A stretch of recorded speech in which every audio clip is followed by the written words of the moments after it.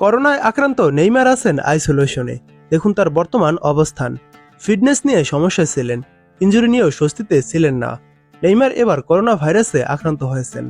রোববার এই খবর নিশ্চিত করেছে তার বর্তমান ক্লাব সান্তোস। খবর দিয়েছে রয়টার্স ও গ্লোবো। গুঞ্জনটা শোনা গিয়েছিল ক্রীড়া সাংবাদিক ফেব্রিজিও রোমানোর একটি ইনস্টাগ্রামের বার্তায়, যেখানে তিনি লেখেন নেইমার কোভিড আক্রান্ত হয়েছেন। সান্তোস তাদের বিবৃতিতে জানিয়েছে বৃহস্পতিবার তার শরীরে উপসর্গ দেখা যায়, ফলে অনুশীলন করেননি নেইমার। সোমবার আবার পরীক্ষা করা হয়। পরে ক্লাব সূত্র রয়টার্সকে তথ্যটি নিশ্চিত করেছে। ব্রাজিলের গণমাধ্যম গ্লোবোকে সান্তোসের এক কর্মকর্তা বলেন, বৃহস্পতিবার থেকে নেইমারের জ্বর।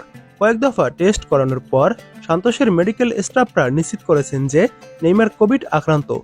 নেইমারের শরীরে যখন থেকে করোনার অনুষঙ্গ বা উপসর্গ লক্ষ্য করা গেছে, তখন থেকে তার সবকিছু আলাদা করে রাখা হয়েছে।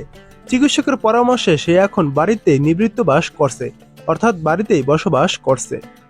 তবে নেইমার খুব দ্রুত সুস্থ হয়ে উঠবেন। তার বাড়িতে ঠিকঠাক মতন ট্রিটমেন্ট নেওয়া হচ্ছে, আর মাত্র 2-1 দিনের মধ্যেই হয়তোবা সুস্থ হয়ে উঠতে পারেন।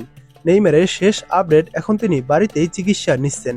এর মধ্যে একটি সুখবর আসতে চলেছে, তা হলো নেইমার সান্তোসে থাকবেন 2026 বিশ্বকাপ পর্যন্ত। নেইমার ও তার ক্লাব সান্তোসের পক্ষ থেকে খুব দ্রুতই অফিসিয়াল ঘোষণা আসতে চলেছে। 2026 বিশ্বকাপ পর্যন্ত সান্তোসের সঙ্গে থাকছেন এই ব্রাজিলিয়ান প্রিন্স। নেইমার ভক্তদের ভয়ের কোনো কারণ নেই, খুব দ্রুতই তিনি সুস্থ হয়ে উঠবেন এবং অল্পতেই এই রোগ থেকে তিনি সেরে উঠবেন। 33 বছর বয়সী নেইমারের জন্য এই করোনা সংক্রমণ তাকে আবার নতুন সমস্যায় ফেলেছে, কারণ ব্রাজিলের সিরিয়ায় ঘরোয়া ক্লাব ফুটবলে প্রত্যাবর্তন করলেও এখন পর্যন্ত প্রত্যাশা মেটাতে পারেননি তিনি।